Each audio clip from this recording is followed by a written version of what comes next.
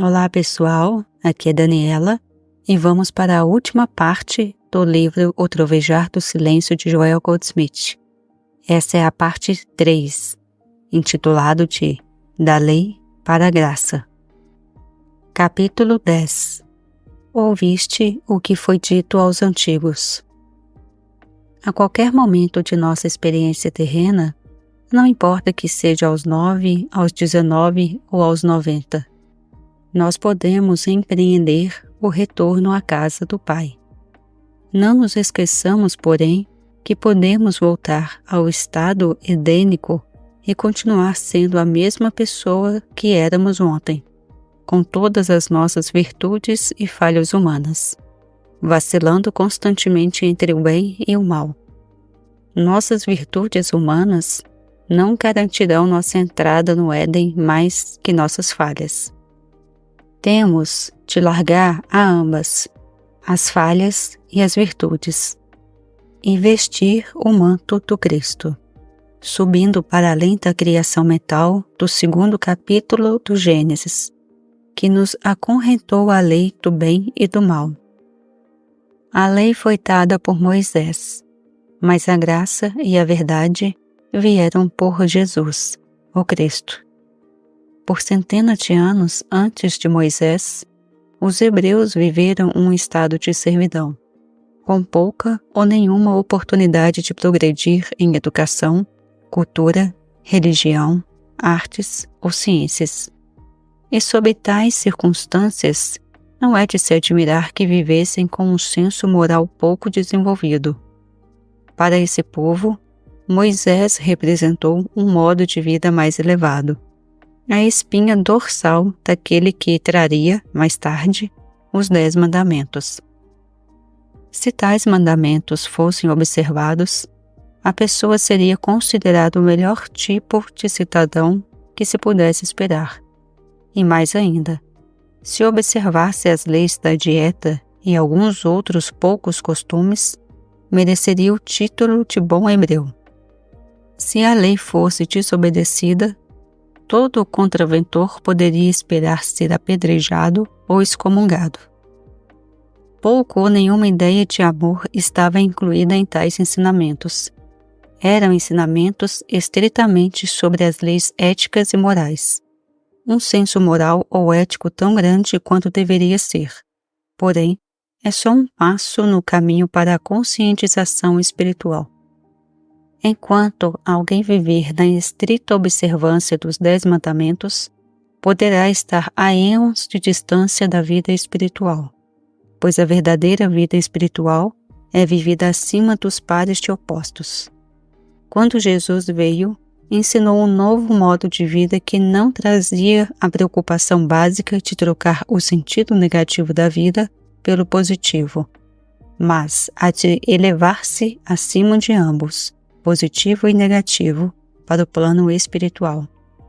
Não podemos esquecer que, como o mestre hebreu, dentro da igreja hebreia organizada, Jesus estava autorizado a falar e a orar sobre as suas bases.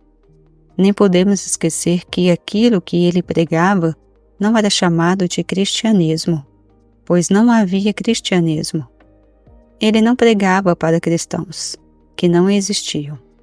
Ele era um mestre hebreu pregando para hebreus. Mas aí ocorreu um milagre. Esse homem Jesus recebeu uma iluminação, que lhe trouxe um ensinamento religioso completamente novo, algo que até então era absolutamente desconhecido pelos hebreus.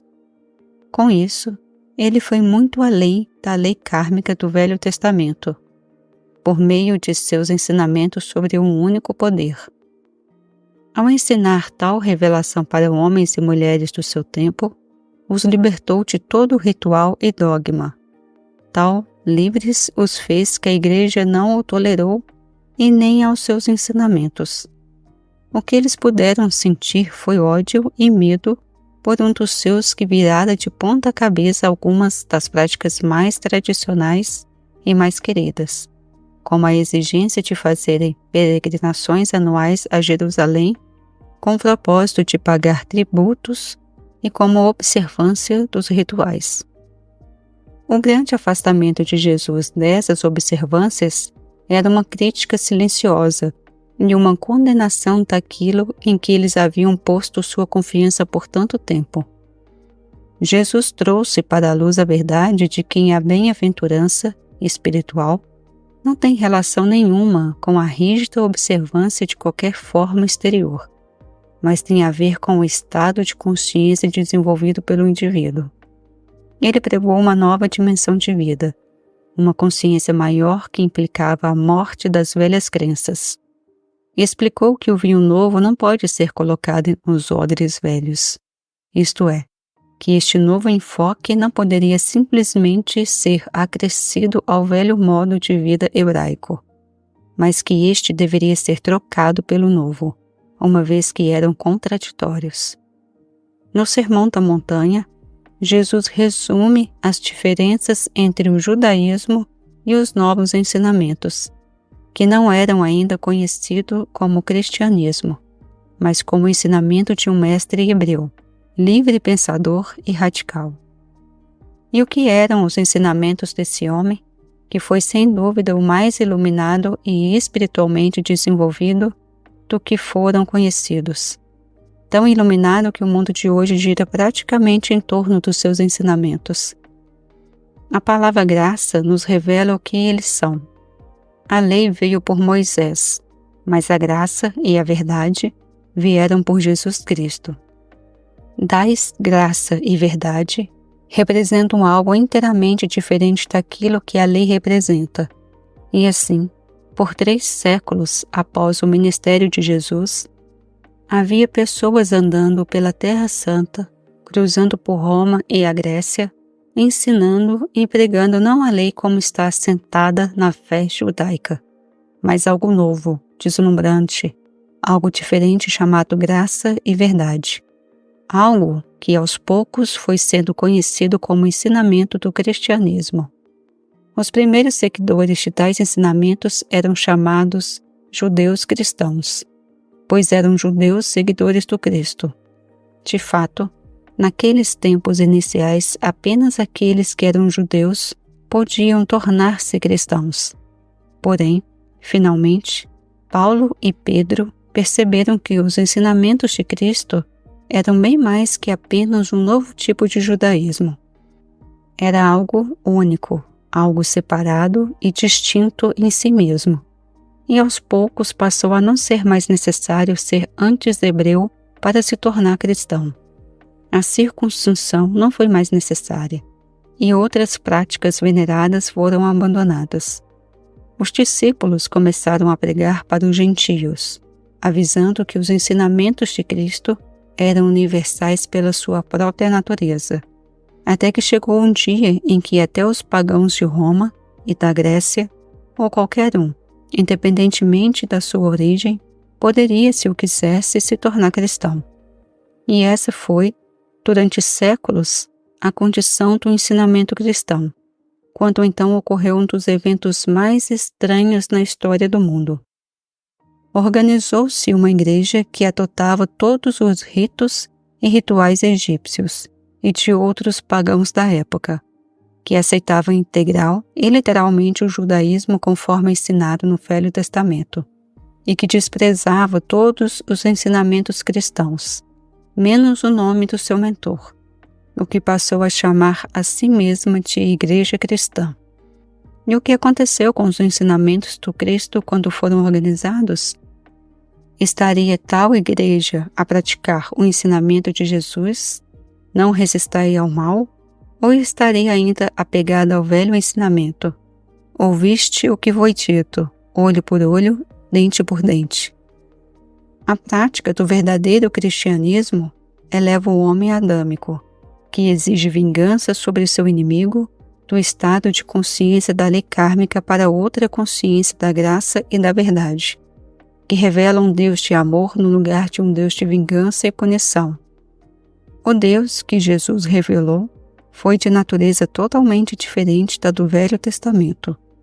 E no trecho do Sermão da Montanha, em que aborda a lei kármica, Jesus ensina que o pecado é em si a própria punição, mas não faz nenhuma referência a um Deus que pune. Explica claramente que, assim como fizermos aos outros, assim será feito conosco, não por Deus, mas de acordo com a lei kármica do o que semeares, colherás, sob a qual vive todo o ser humano. Nossas ações amoráveis revertem sobre nós como amor, e nossas ações más retornam sobre nós como efeitos maus, pela própria ação em si mesma. Pelo nosso estado de consciência, movimentamos a ambos, o bem e o mal. Com a medida que medires, será medido, não por Deus, mas pela lei. Quando odiamos, estamos invocando a lei, assim como quando amamos. Quando doamos ou repartimos, invocamos a lei, assim como quando ficamos apegados às coisas. De qualquer modo, a natureza é testemunha da veracidade dessa lei. Por exemplo, se um fruto não for colhido ou removido de algum modo da árvore, esta terá dificuldade em frutificar de novo.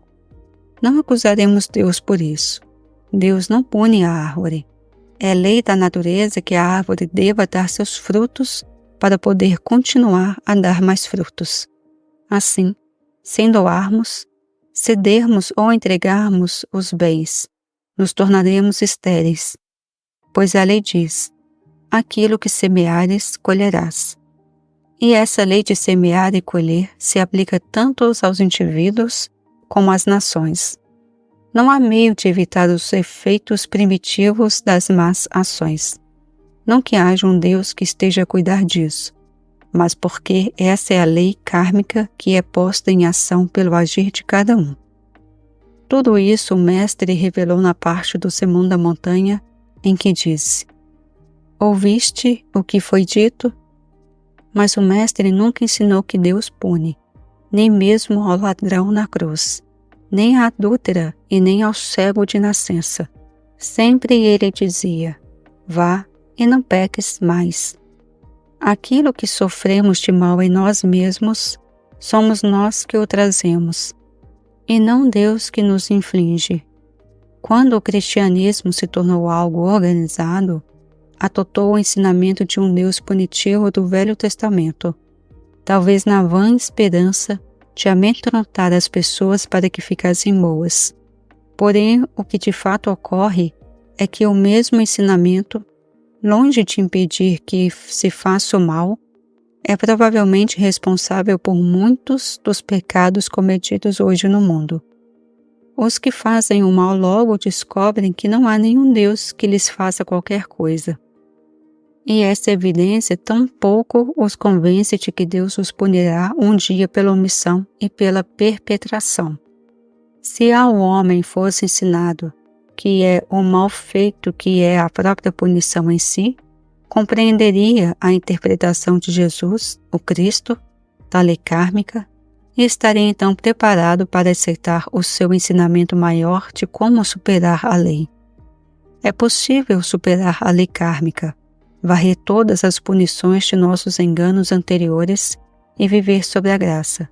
Mas isso não pode acontecer com nenhum indivíduo ou com o mundo, até que a lei kármica, como o mestre a explicou, seja aprendida e compreendida. Os feitos carregam em si o seu próprio prêmio ou o seu próprio castigo, e não é necessário que haja um ato manifesto, pois o ato em si é apenas a manifestação do pensamento que o gerou. Assim, por exemplo, não é necessário roubar para trazer sobre si os efeitos da lei kármica. Basta pensar em roubar, e de fato nem mesmo isso é necessário. O simples desejo cobiçoso de algo que alguém possua é suficiente para adicionar a lei de karma. Não é necessário ferir uma pessoa. Ficar irado com ela é o bastante para trazer a lei sobre si. As pessoas que estão num estado grosseiro de consciência não notam a repercussão da lei kármica tão rapidamente como aquelas que estão no caminho espiritual, que sofrem mais por infrações menores do que aquelas por faltas maiores, pois têm maior percepção do que é certo e do que é errado, e o menor desvio do caminho já aciona a lei. Para superar a lei kármica, é necessário, em primeiro lugar, o reconhecimento de sua existência, que o mal que pensamos ou fazemos tem efeito sobre nós, e tal descoberta nos impedirá de culpar alguém ou algum conjunto de circunstâncias por qualquer dilema que venhamos a nos encontrar. Começamos a ver que só nós somos responsáveis. Não há um misterioso Deus em alguma parte a atirar nossos erros contra nós. E se nós mesmos determinamos os resultados da vida, e compreendemos que provocamos o bem ou o mal que nos acontecem. Isso nos leva a não mais culpar ou condenar a outrem, a descobrir que ocorreu alguma mudança em nós. Descobrimos que o estado de consciência que nos levou a agir erradamente, por descuido, impensado ou mesmo involuntariamente, pode ser mudado. Muito rapidamente, aprendemos o que o Paulo descobriu, que há dois seres em nós. Cada um de nós é de fato dual. Um é uma criatura que não está sob a lei de Deus, e o outro é o Filho de Deus, que tem o Espírito do Pai morando nele. O bem que eu quero, eu não faço, mas o mal que eu não quero, eu faço. Parece haver dois de nós, um aborrecendo o outro, um que sabe o que é certo e o outro lutando contra ele. Um que quer ser o homem perfeito e o outro que, por um ou outro tipo de limitação, não o pode conseguir. Quando percebemos que há um Filho de Deus em nós, embora o filho pródigo esteja ainda lutando para sobreviver, começamos a compreender a guerra entre o espírito e a carne. O filho pródigo, ou o homem adâmico, que vaga pelo mundo desperdiçando sua substância para finalmente mergulhar no abismo da degradação, o que é simbolizado pelo repartir a comida com os porcos. O outro não é senão o filho e herdeiro que mais tarde veste a túnica de púrpura e o precioso anel. Não se trata de dois homens diferentes, mas do mesmo homem em dois estágios diferentes de consciência. Tão logo aceitemos o princípio que não há nem bem e nem mal nas pessoas, coisas ou condições, isto é, em qualquer efeito ou aparência, nesse momento começa a aceitação interior que nos leva à vida da graça, pois agora já não estamos em conflito ou oposição com qualquer pessoa ou coisa. Sempre há escolha entre um caminho e outro, e a escolha e a aceitação do caminho são sempre nossas. Nessa altura, a finalidade da vida torna-se o atingir de um despertar da consciência do nosso verdadeiro eu, ou, como é dito na literatura mística, a união consciente com Deus. União da qual desaparece nosso pequeno eu e fica intacto o puro eu como nossa identidade definitiva e eterna. Dentro de cada um de nós está o reino de Deus. Dentro de cada um de nós está a capacidade de viver na terra sem lutas, sem ódio ou inveja. Nós, porém, não podemos realizar isso como seres humanos. E é por isso que os nossos amigos nos dizem que esse modo de vida não é praticável. Bonito de fato, mas nada prático. A aplicação do que eu vos digo no Sermão da Montanha é possível apenas quando a pessoa descobre que não vive disso ou daquilo que sejam humanos, mas de cada palavra que procede da boca de Deus. O Sermão da Montanha é um modo de vida impossível para nós como meros seres humanos, a menos que tenhamos despertadas as faculdades divinas dentro de nós e que estejamos vivendo mais pela alma do que pela mente e pelo corpo. Então, como aceitamos a tarefa de amar nosso próximo como a nós mesmos e a Deus acima de tudo, admitindo em plena humildade que por nós mesmos nada podemos fazer, que não podemos nem mesmo ser bons, pois só há um bom, o Pai, e que nem mesmo existe nada que seja bom ou mal. Estaremos no caminho místico, no caminho da união consciente com Deus. No Sermão da Montanha, que é a mais sublime mensagem jamais oferecida ao mundo, estão apresentados dois modos de vida diametralmente opostos. Ao caminho do ouvistes o que foi dito aos antigos, caminho que o mundo está percorrendo até agora, e há também o caminho do eu, porém, vos digo, a nova revelação de um viver pela graça divina.